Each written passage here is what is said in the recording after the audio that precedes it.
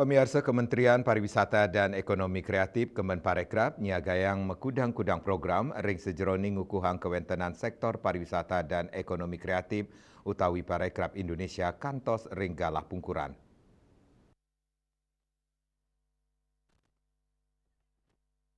Menparekraf Sandiaga Salahuddin Uno mausang ring Denpasar kuentenan program-program inucap sampun kausulang ring rapat dengar pendapat pantarening Komisi 10 sareng Kemenparekraf.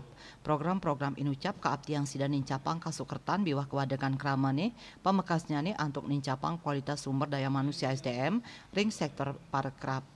Inggian program-program punike mapaiketan sareng panglimbakan desa wisata miwah ngukuhang potensi SDM angke parekraf melarapan digitalisasi miwah produksi konten. Wamen parekraf Angela Tanusudi Biomausang ring tahun anggaran war sekali tali selai likur paiketan dani pacang utamayang untuk ngelimbakang miwah ngukuhang SDM parekraf Indonesia.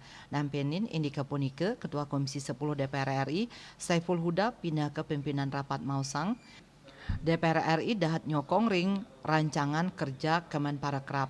Paiketandane taler maut saha tur nyokong usulan tambahan pagu indikatif tahun anggaran war sekali talis lai Kemenparekraf kantos langkungan 3 miliar ring rapat badan anggaran Banggar DPR RI. Bisnis Bali nguningayang.